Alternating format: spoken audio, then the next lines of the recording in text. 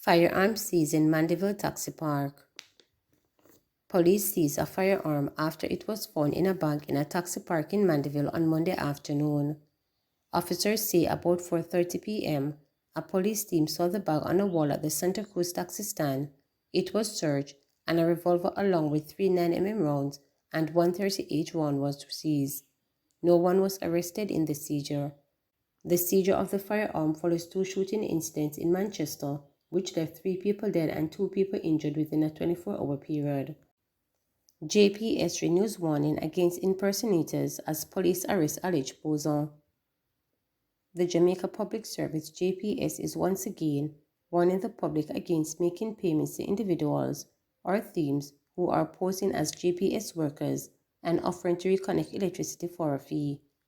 The warning follows the arrest of a man involved in the alleged impersonation of a JPS worker in Westmoreland.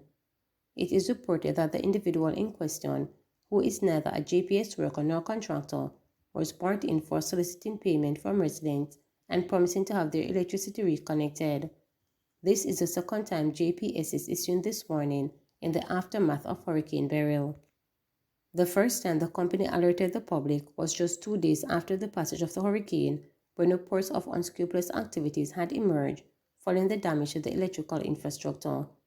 The company is reminding the public that every legitimate JPS worker will have their photo IDs on their person and that no JPS worker will be soliciting payment to have lights reconnected.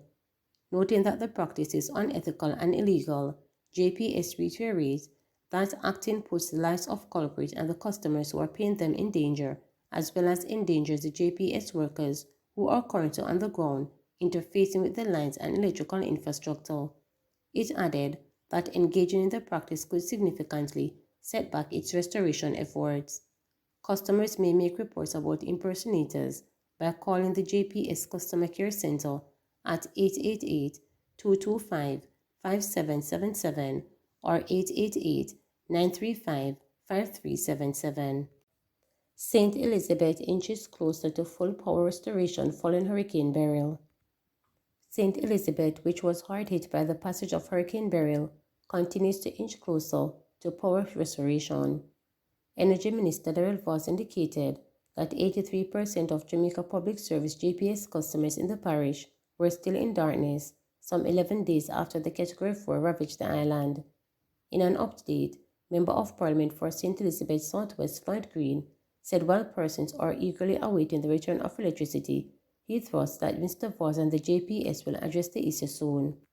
He noted, however, that there needs to be more manpower deployed in the parish to expedite the power restoration process. A family's agony. Although the remains of 10-year-old Nisha Hines have not been recovered, her mother, Mary Beckford, is convinced that the child, who was washed away swimming in the Sugarman's Beach in St. Catherine nearly 2 weeks ago, has died. On July 5th, 2 days after the passage of Hurricane Beryl, the mother agreed to send her 4 daughters to buy food with a neighbor, 20-year-old Baron Lee, otherwise called Chris.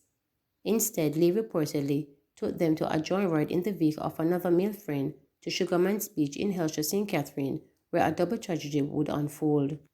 Reports are that Nisha experienced difficulty in the water, and when Lee attempted to rescue her, he drowned. Lee's body was recovered the following day, but Nisha's has still not been found. Me not even want member. Cause you see, if me go member now, it coming as if me go weakness go come in on me body. So me no really want remember, Beckford said when reporters visited her home in Spanish Town, St. Catherine on Monday. We wouldn't expect it, but life goes on. What's to be the will, she added.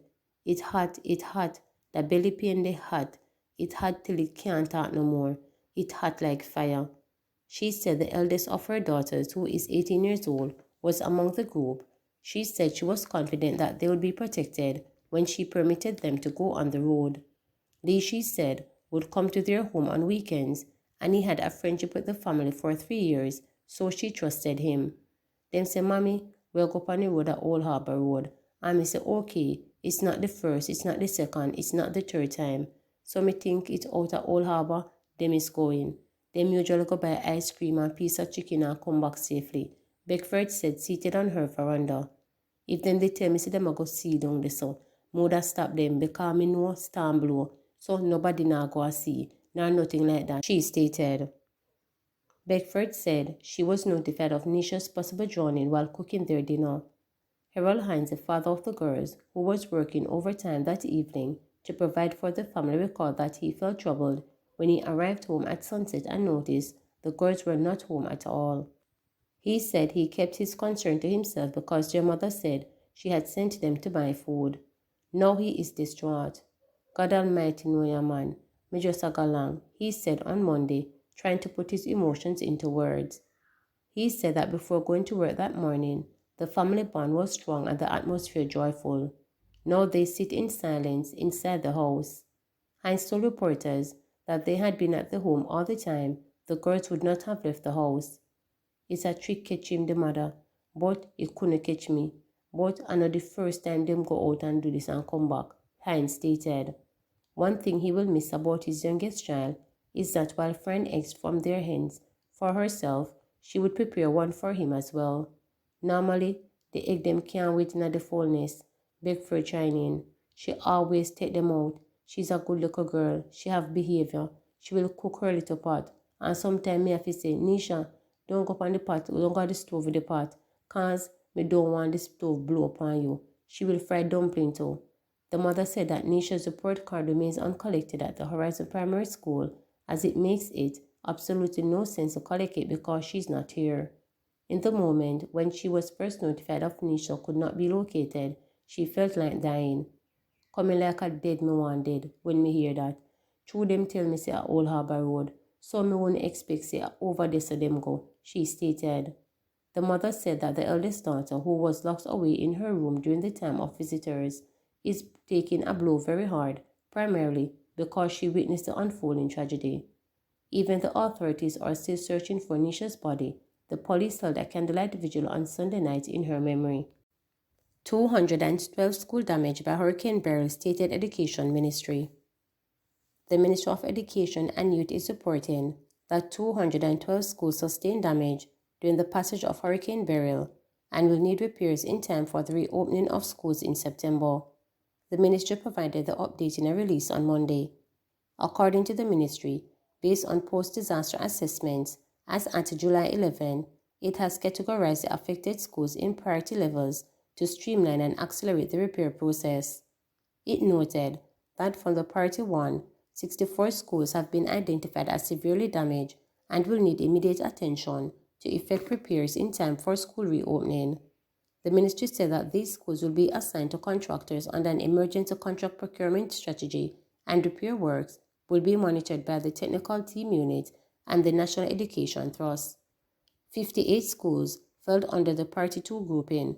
These schools, according to the ministry, were identified as moderate to damage, meaning that while they require significant repairs, the school can operate while repairs are being done. The ministry said these works will be commencing soon once the Priority 1 school contract processes are addressed. 91 schools have minor damage and were placed under the Priority 3 category, but can operate while repairs are being done.